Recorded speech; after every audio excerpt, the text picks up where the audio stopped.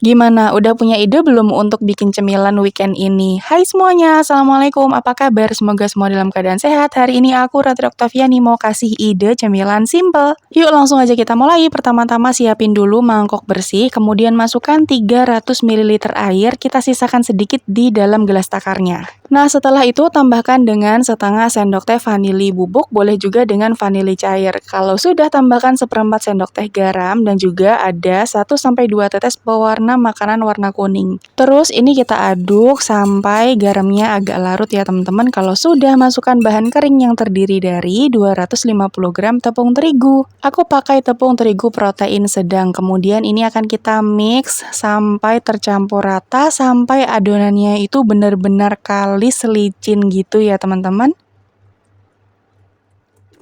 Diaduk menggunakan whisker seperti ini, siapin tenaga yang banyak karena kita akan mengaduknya kurang lebih sekitar 5-10 menit sampai nanti tepung terigunya ini terlihat licin dan juga sangat lembut. Pokoknya kayak dikoplok-koplok gitu loh teman-teman, dikocok-kocok gitu sampai dia seperti ini tekstur atau konsistensi akhirnya. Nah, kalau sudah, masukkan 60 gram gula pasir dan juga 1 butir telur berukuran sedang dan ini suhu ruang. Kita kocok-kocok lagi adonannya kurang lebih sekitar 4-5 menit sampai nanti adonannya benar-benar lebih halus dan tercampur rata. Oh ya, buat teman-teman yang baru aja mampir ke channel YouTube aku, minta tolong subscribe-nya dan juga nyalakan lonceng notifikasinya supaya nanti tidak ketinggalan video terbaru dari aku. Kalau sudah, terima kasih ya. Nah, setelah itu kita ambil sisa air yang di awal tadi, tambahkan dengan 1 sendok teh baking powder, setengah sendok teh baking soda atau soda kue. Kita aduk sampai tercampur rata, dan ini kita tuang langsung ke dalam adonan. Setelah dituang, kita akan kocok lagi adonan ini sampai benar-benar tercampur rata, licin, dan juga halus, kurang lebih sekitar 4-5 menit lagi ya teman-teman. Nah, ini adonannya sudah jadi, sekarang kita akan tutup dan istirahatkan adonan ini kurang lebih sekitar 1 jam minimal ya. Ditutup yang benar-benar rapat, boleh pakai plastik wrap, boleh juga pakai kain atau pakai penutup apapun, yang penting rapat bagian pinggir-pinggirnya. Setelah didiamkan 1 jam, adonannya ada gelembung-gelembung di bagian atasnya dan ini kita aduk dulu ya supaya tercampur lebih rata dan gelembungnya hilang. Nah, setelah itu kita siapkan teflon, kita panaskan dengan menggunakan api kecil aja sampai dia benar-benar panas. Kalau dicipratin air, nanti airnya bergerak-gerak seperti ini. Ini tandanya teflonnya sudah benar-benar panas. Langsung aja kita tuang sekitar 1 centong sayur.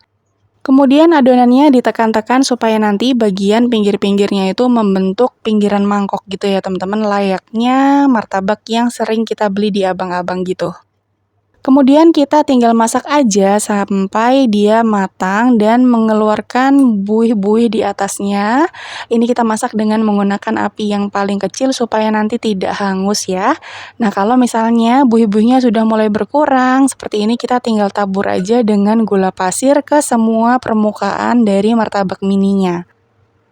Terus tinggal kita tutup, tunggu sampai seluruh permukaannya benar-benar kering dan matang sempurna seperti ini.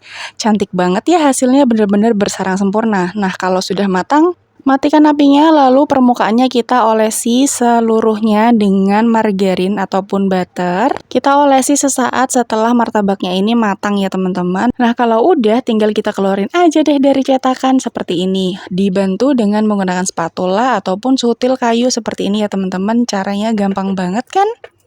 Kalau bikin sendiri, kita bisa atur sesuai dengan kemauan kita. Mau dibikin tebel bisa, dibikin tipis juga bisa. Apalagi dibikin kering crispy seperti ini bisa banget. Nah, setelah itu tinggal kita hias aja sesuai selera dengan menggunakan topping. Aku pakai susu kental manis, kemudian ditaburi dengan keju parut seperti ini. Terus aku tambah juga dengan mesis coklat biar rasanya makin enak. Nah, selain dengan menggunakan keju ataupun juga dengan mesis coklat, teman-teman bisa ganti dengan topping kacang sangrai, terus selai stroberi, selai apapun, nanti disesuaikan aja dengan selera dan keinginan ya. Dan udah deh, jadi ini dia hasilnya teman-teman, martabak mini atau biasanya dikenal dengan martabak terang bulan. Hasilnya udah jadi. Dari satu resep ini kurang lebih aku mendapatkan hasil sekitar 15 pieces dengan ketebalan tadi ada yang lebih tebal, ada juga yang agak tipis. Kalau aku sih sukanya martabak yang tebal seperti ini. Lihat deh caranya cantik banget kan? Dia bener-bener bersarang sempurna dengan tingkat kelembutan yang bisa disesuaikan. Ada yang lembut banget, ada yang agak kering gitu.